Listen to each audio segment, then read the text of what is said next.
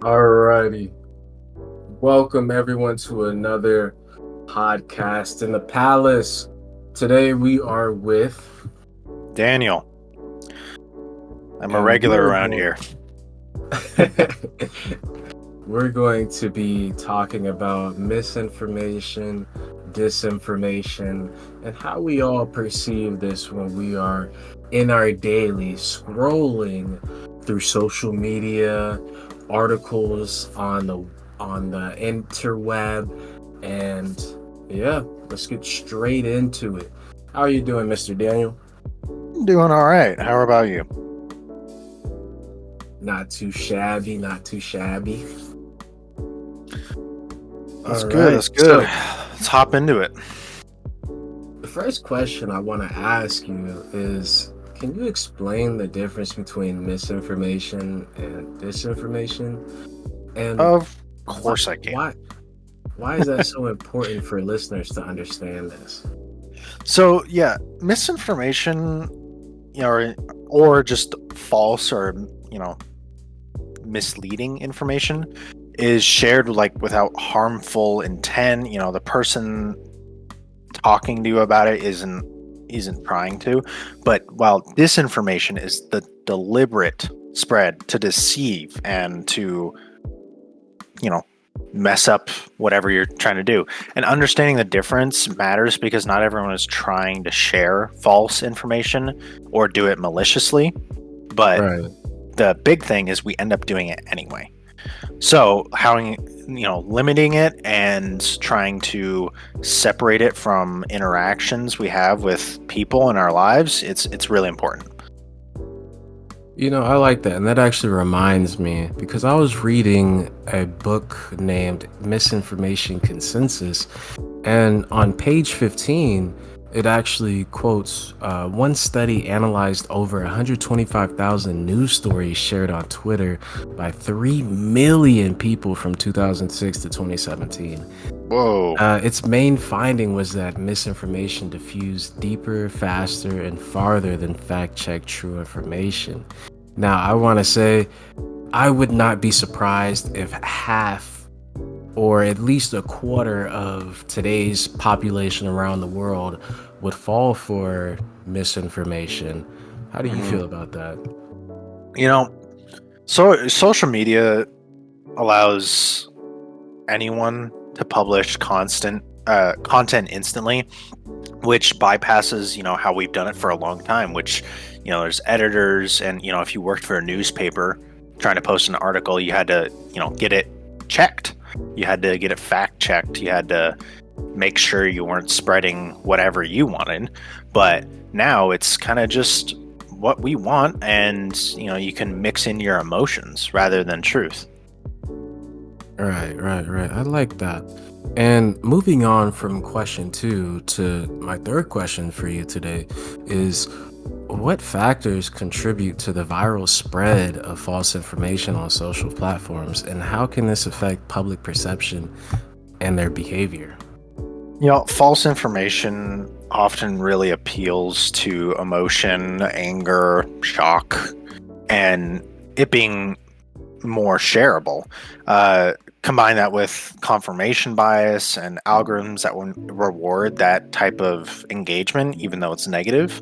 And you got a system where that unintentionally encourages misinformation. I mean, it does. And this can really distort how people understand critical issues, elections, public health, tragedies, stuff like that. Now, following that, of course, there are harmful outcomes when we look at social media and misinformation. I want to bring up another quote that I had read in my reading.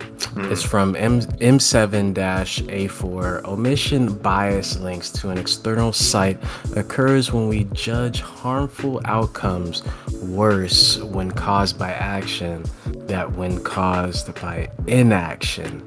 Now, Mm. what I want to say on that is I feel as though when people are delving or diving into these these false sources rather than, just seeing it and scrolling on to the next thing. That creates what is it, The Boys type of cinematic, where I forgot her name. I think it was Stormlight. I can't remember. She was getting her whole fan base to try and become on the bad side of things. Now, I'm not going to go any further into that because that's a whole nother squirrel that I would love to chase, but I can't. So I'm going to go on to I'm going to go on to number 4. How do social media algorithms influence the visibility of content, and what impact does that have on the dissemination of both credible and misleading information? Yeah, algorithms are by their, design trying to keep users engaged. That's what they're made for. And they prioritize content that gets clicks, likes, comments, even if it is misleading. I mean, they don't know that it is misleading. They're just following what they're prompted to do. And that means misleading content can trend more than well-researched articles. And, well-researched articles are just articles and journals and stuff like that. They can be boring, so people don't really look at them. And, it turns visibility into a popularity contest, not really a truth contest. And I want to speak on that real quick. At my job, they always say, hey, when you're publishing something, make sure that it is the most important feeling title, the most intriguing title that you can come up with that is, of course, connected to the information within your report. And I just feel like that's a good relation when it comes to popularity versus, like the boring articles and whatnot. Yeah. But I agree. Go ahead. Oh, I was just agreeing with you. I mean, the research can be boring, but it is very important for people to be diligent. But go ahead. Right. Oh yeah, I was just gonna go on to number 5 actually. Yeah. And environment saturated with information. What steps can individuals take to critically evaluate the credibility of the content they encounter? Honestly, it's pretty simple. Just slow down. Slow down before sharing. Slow down before asking. You can ask simple questions like, who wrote this? What's their source? And could I find the same information other places, or even a reputable place or a website? And when it comes to images, there's this thing called like reverse image searching, and it's super helpful for spotting like fake things, or with AI being on the rise, like deep fakes and stuff like that. Especially in politics. Oh my god. So try just double checking before reacting, or something that provokes strong emotion. You actually had sparked something that I had read about in one of my books. It was actually in page 29 in Research Basics, which was, check the URL. It quotes every web page has a unique address called a URL. I mean, I'm 100% sure that you know what it is, but for the other percent that does not know, a URL is short for a Uniform Resource Locator, which is the main part of a page's URL, which can sometimes give you a start on determining whether it's a good source or not. Yeah. Now, going forward, did you have anything you wanted to add on to there? No, I mean, that makes sense. Things gotta have a destination. I said that kind of wrong, but as long as we all get the page, we're all good. Yeah. How do emotional appeals in online content affect decision making, particularly regarded or regarding health, politics, or social issues? So a lot of when emotion gets involved, often logic goes out the door. I mean, emotions and logic butt heads all the time. It's more about what we feel and not what it is. Um, if something makes you scared or angry, you're more likely to share it or believe it without really thinking critically. And even though that's human nature, I mean, it's dangerous, especially in areas like health where bad information can lead to real harm. People thinking that, by taking, eating this plant, I'm going to cure myself of some disease. It's like, that's not how medicine works. That's just not. You can believe what you want to believe, but, there's plenty of research saying otherwise. So, but anyways, so what I've learned is just to, again, pause, slow down, and just ask, is this trying to inform me or trying to hurt or provoke me? Now, I really like what you said, and my next question is actually on a parallel, if not connecting to your statement.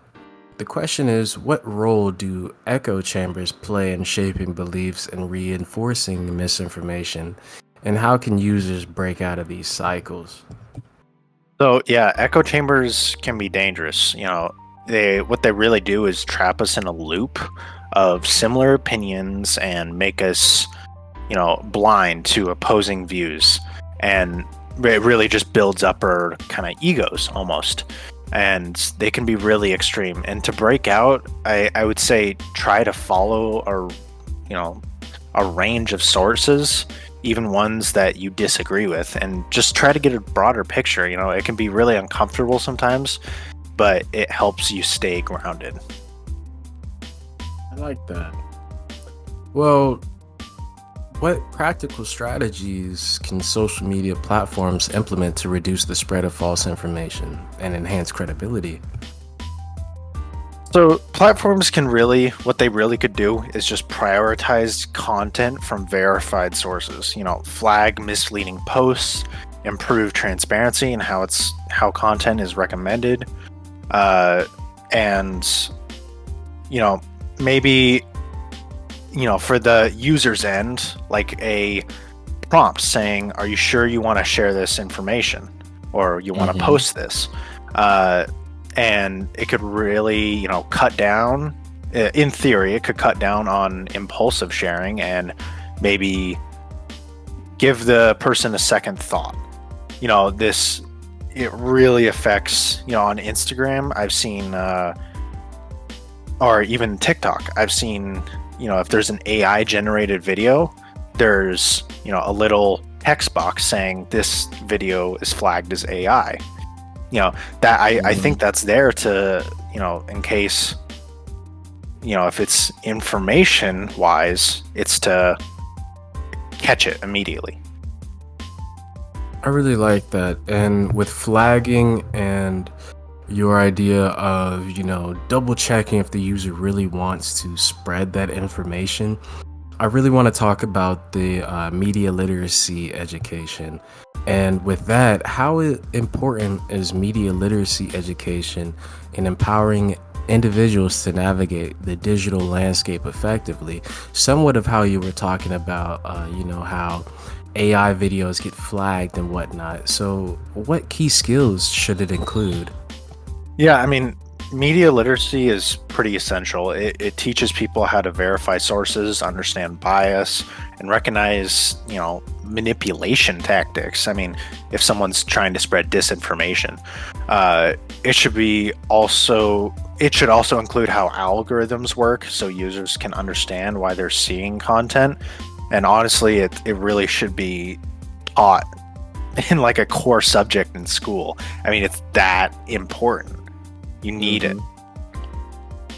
And to speak on that, I do want to relate that to my high school experience, how even though we were already in the technological era, they were teaching students how to, and actually this was elementary too, teaching students how to navigate on a computer and get used to it. So with this new technology like AI, I agree with you. It's really important to learn about it, navigate around it, and recognize it. Yeah. Now, I want to move on to number 10, which is actually a personal experience. Are you able to share a personal experience where you Ooh, yeah. encountered misinformation or disinformation online, and how did it affect your perception or decision making at that time? Yeah, on it really that I really like this question. During, COVID 2020, I saw a post claiming that ibuprofen or just like over the counter medication worsened the virus. And Mm, at the time I avoided it, like ibuprofen. I mean, I didn't get COVID till I think 2022. So I went quite a while without it. Uh, Later I found out that info wasn't really well supported, or it didn't have any standing whatsoever, and it kind of just, with that emotional response in there, because I'm afraid. It can quickly cloud your judgment, and that's especially why fact checking matters, and looking at research and doing your due diligence. I really like that. And with that specific experience, it sounded like you felt influenced by a piece of content on social media. And, how did that experience shape your approach to evaluating information in the future? Yeah, it was like self-embarrassment. Going back to the COVID thing, after I found out that it was, I felt silly. I mean, it made me feel like I kind of was gullible. And now, I always check the source before reposting anything, or even remotely political or time sensitive, or if I do, I mean, I don't really, but if something were to come up, I would make sure that this has some standing and not just maybe fear mongering or inciting hysteria. So, with those lessons that you have gained from previous experiences with misinformation and disinformation, are there any key lessons to add on to what you already have when it comes to navigating around both of those false information topics? And in your own life, how would you apply those lessons to your online interactions today? Yeah, and I've said it before, but the biggest lesson by far is just pause before you post, pause before you comment, pause before you do anything online. And the second is, don't assume you're immune to being misled. I thought I was fine. I thought there was no way. I've a centered mind. I can think for myself. It's fine. But the main thing is, I try to ask questions and staying curious, and especially admit when I'm wrong, admit to myself that I'm wrong. And that mindset helps me stay more responsible and respectful online. And with that, we actually cut our budget time frame. And I really appreciate you for joining us in this podcast. That was the last question I had for you. Is there anything that you would like to add on? No, I mean, just make sure, keep a Saturn head online. That's all I could say. Well, I really appreciate your time, Daniel. And Yeah, I'll let thank you you. go ahead. Thank you all for tuning into Podcast Palace. It's been your host, Marius Bendoff, and y'all have a good night. Thank you.